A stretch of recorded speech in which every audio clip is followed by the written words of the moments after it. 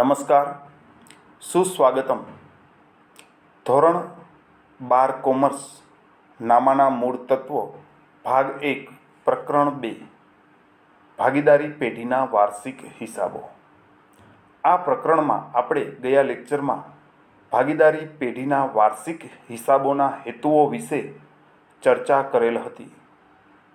આજે આપણે આ પ્રકરણમાં આપણો અભ્યાસ આગળ વધારીએ તો ભાગીદારી પેઢીના વાર્ષિક હિસાબો તૈયાર કરવા માટે કેટલાક ખાતાઓ કે પત્રકો તૈયાર કરવાના છે તેની યાદીનો અભ્યાસ કરવાનો છે.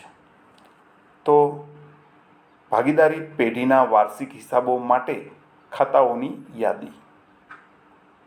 તે પહેલાં આપણે થોડોક 11મા ધોરણમાં જે હિસાબી પદ્ધતિ અંગે અભ્યાસ કર્યો હતો તે થોડુંક યાદ કરીએ. તો ધોરણ 11 કોમર્સમાં આપણે ખાતાના પ્રકાર વિશે સમજૂતી મેળવી હતી અને કયું ખાતું કયા પ્રકારનું ખાતું ગણાય તે વિશેની સમજ પણ મેળવી હતી. તો ફરીથી આપણે તે ખાતાઓ યાદ કરી લઈએ. તો નંબર 1 વ્યક્તિના ખાતા, જેમાં જીવંત કુદરતી વ્યક્તિ ઉપરાંત કૃત્રિમ વ્યક્તિ કે જેમાં સંસ્થા, ટ્રસ્ટ, શાળા, કોલેજ, યુનિવર્સિટી, કંપની આવી બધી બાબતોનો સમાવેશ થતો હતો. ત્યારબાદ માલ મિલકતના ખાતા. ખાતાના આ પ્રકારમાં માલ અને ધંધાની મિલકતોનો સમાવેશ થતો હતો. માલમાં ખરીદી, વેચાણ, માલ પરત, માલનો સ્ટોક, શરૂઆતનો માલનો સ્ટોક, આખરનો માલનો સ્ટોક આવી બધી બાબતોનો માલના ખાતામાં સમાવેશ થતો હતો. જમીન, મકાન, ફર્નિચર, યંત્રો વગેરે આ બધી જ બાબતોનો મિલકતોમાં સમાવેશ થતો હતો. તેમાં પણ પાઘડી, પેટર્ન, ટ્રેડમાર્ક, કોપીરાઇટ વગેરે અદૃશ્ય મિલકતો હતી. તો માલ મિલકત ખાતામાં કયા કયા ખાતા આવે, વ્યક્તિના ખાતામાં કયા કયા ખાતાનો સમાવેશ થાય એ આપણે સમજી ગયા હતા. અને તેવી જ રીતે નંબર 3 ઉપજ ખર્ચના ખાતા.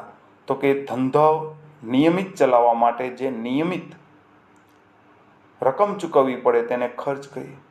ધંધો ચલાવતા ચલાવતા નિયમિત આવક થાય તેને ઉપજ ગણવામાં આવે છે. અને આવા તમામ ખાતાઓનો સમાવેશ ઉપજ ખર્ચના ખાતામાં થાય છે.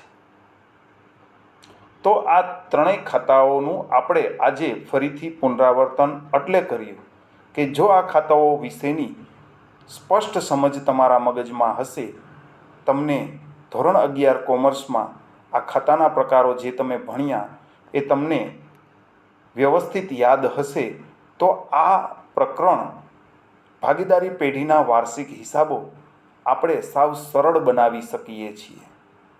તો આ પ્રકરણ, આ ચેપ્ટર, આ દાખલાને સરળ બનાવવા માટે ખાતાના પ્રકારો વિશેની સમજ મગજમાં સ્પષ્ટ રાખશું તો આગળ ઘણું બધું સરળ બની જશે. હવે આ ખાતાના પ્રકારોને આધારે જ ભાગીદારી પેઢીના વાર્ષિક હિસાબોમાં ખાતાઓની યાદી જોઈશું અને આ દરેક ખાતામાં કયા પ્રકારના ખાતા આવે તે રીતે જોઈશું. તો જોઈએ તો નંબર 1 વેપાર ખાતું. જો તમને પ્રશ્નમાં કાચો નફો કે કાચી ખોટ એટલે કે વેપાર ખાતાનું પરિણામ ન આપેલ હોય તો આ ખાતું બનાવવાનું રહે છે. પરંતુ જો કાચું સરવૈયું કે પ્રશ્નમાં કાચો નફો કે કાચી ખોટ આપેલ હોય તો આપણે વેપાર ખાતું તૈયાર કરવાનું રહેતું નથી. બીજી બાબત જોઈએ તો આ વેપાર ખાતામાં કઈ કઈ વિગત આવે એ વિદ્યાર્થીઓને પ્રશ્ન પૂછતા તરત જ વિદ્યાર્થીઓ કહે શરૂઆતનો સ્ટોક આવે સર, ખરીદી આવે, તેમાંથી ખરીદ માલ પરત બાદ કરવાના હોય, તેમાંથી અન્ય રીતે ગયેલ માલ બાદ કરવાના હોય, મજૂરી આવે, કોઈ વિદ્યાર્થી એમ કે રેલવે નૂર આવે, કોઈ કે જકાત આવે. પણ આ એક પ્રકારની ગોખણપટ્ટી થઈ.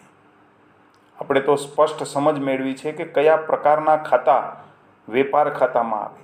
એક શબ્દ કે એક જ વાક્યમાં આપણે જવાબ આપી શકીએ એટલું સરળ બની શકે જો આપણે ધોરણ 11 કોમર્સના ખાતાના પ્રકારો વિશેની સમજ વ્યવસ્થિત મેળવેલ હોય અને યાદ હોય તો અહીં વેપાર ખાતામાં તમામ માલના જ ખાતા આવશે. હવે જોઈએ દરેક વિગત કે વેપાર ખાતામાં શરૂઆતનો સ્ટોક આવે તો એ શું હોય છે? માલનું ખાતું હોય છે. ખરીદી શેની થાય છે? માલનું. અને વેચાણ તો કે માલ, આખર માલનો સ્ટોક તો માલ. તો વેપાર ખાતામાં ફક્ત માલના ખાતાઓની વિગત આવે છે અને તે ઉપરાંત ખરીદીને લગતા ખર્ચ. ખરીદીને લગતા ખર્ચ એટલે કેવા?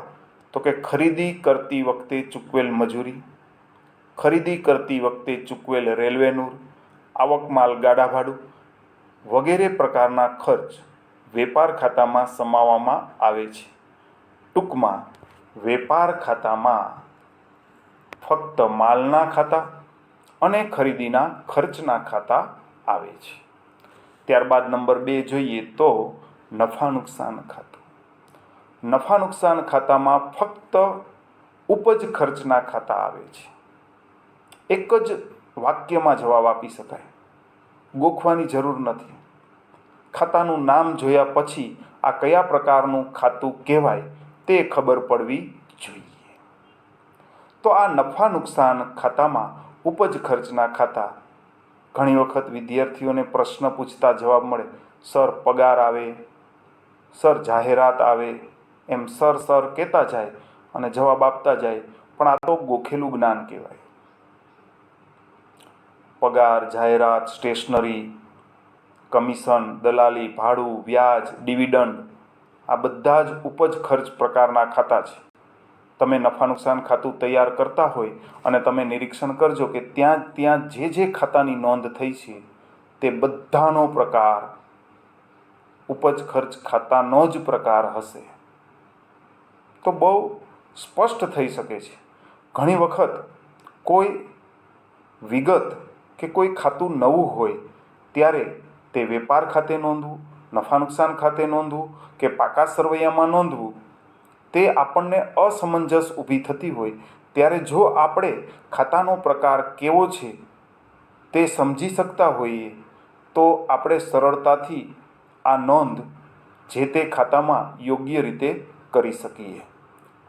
તો નફા નુકસાન ખાતામાં ઉપજ ખર્ચના જ ખાતાની વિગત આવશે અને તેમાંય ઉપજના ખાતા બધા આવશે, પરંતુ ખર્ચના જે ખાતાની આપણે વાત કરી તો ખરીદીના ખર્ચ સિવાયના તમામ ખર્ચ નફા નુકસાન ખાતામાં આવશે. ત્યારબાદ અમુક વિદ્યાર્થીઓને આ પણ પ્રશ્ન થાય કે સર ઉધાર બાજુ કે જમા બાજુ લખવું એ કેમ ખબર પડે?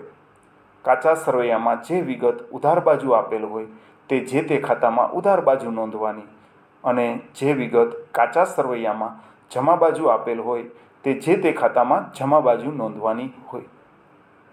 તો હવે તમારે એક જ બાબત નક્કી કરવાની રહે. ઉધાર છે એ ઉધાર લખવાનું, જમા છે એ જમા લખવાનું, એ તો નક્કી થઈ ગયું.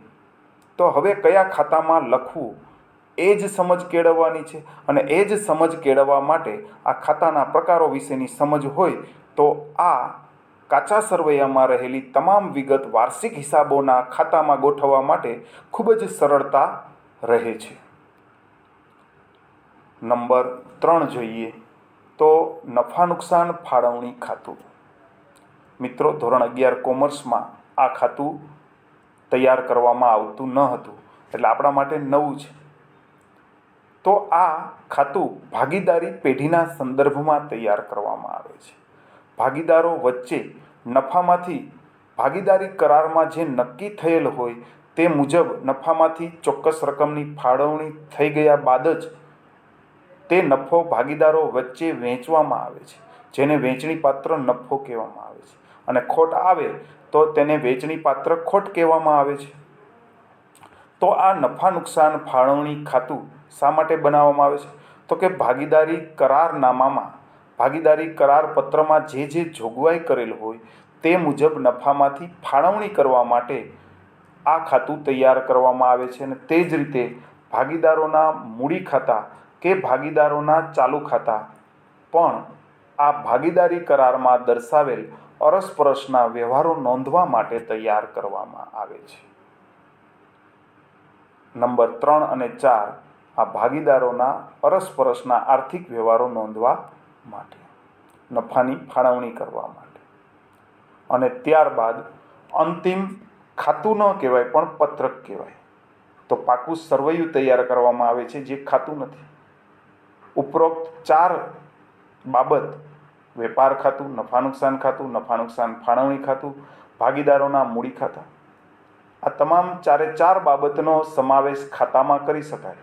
જ્યારે પાકું સરવૈયું એ કોઈ ખાતું નથી પરંતુ પત્રક છે, એ બાબત ધ્યાનમાં રાખી આગળ વધીએ તો પાકું સરવૈયું છે તેમાં કયા પ્રકારના ખાતા આવે? તો કે તેમાં વ્યક્તિના ખાતા અને મિલકતના ખાતાઓનો જ સમાવેશ થાય. હવે જો આપણે યાદ કરીએ તો મૂડી દેવા બાજુ ભાગીદારોની મૂડી દર્શાવવામાં આવે છે.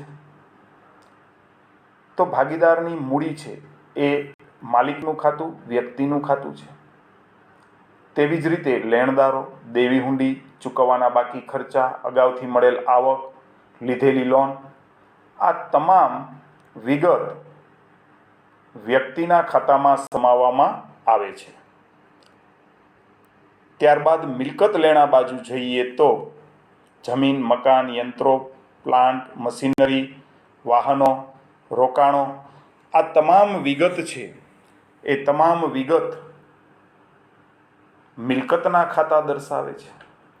તેવી જ રીતે દેવાદારો, લેણી હુંડી, રોકડ સિલક, બેંક સિલક, મળવાની બાકી આવક, આ બધી જ ચાલુ મિલકત કહેવાય છે. જ્યારે દેવાદારો, લેણી હુંડી કે લેણા આ બધા જ વ્યક્તિના ખાતા ગણાય છે. ટૂંકમાં પાકા સરવૈયામાં વ્યક્તિ અને મિલકતના ખાતા સમાવવામાં આવે છે. તો અહીં આપણે નોંધેલ છે વ્યક્તિના ખાતા અને મિલકતના ખાતા. તો ટૂંકમાં જો વિદ્યાર્થી મિત્રો આપણે સમજીને જો આ દાખલો ગણીએ તો આ દાખલો આપણને ઘણો સરળ બની રહે છે.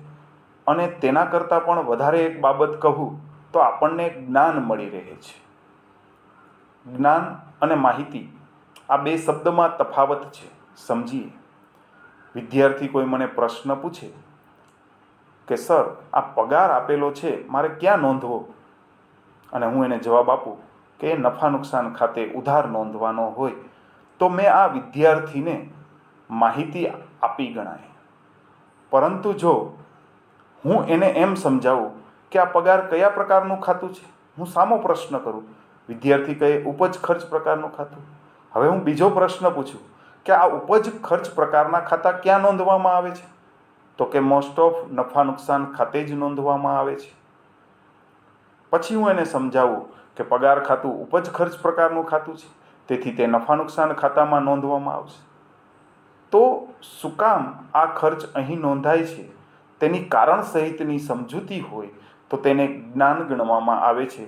તો જ્ઞાન મેળવવું કે માહિતી મેળવવી એ તમારી વિચારસરણી પર આધાર રાખે છે. તો અહીં વૈચારિક પ્રક્રિયાથી અને નિરીક્ષણ પ્રક્રિયાથી આપણે આગળ વધીએ તો આપણો અભ્યાસ સરળ બની રહેશે.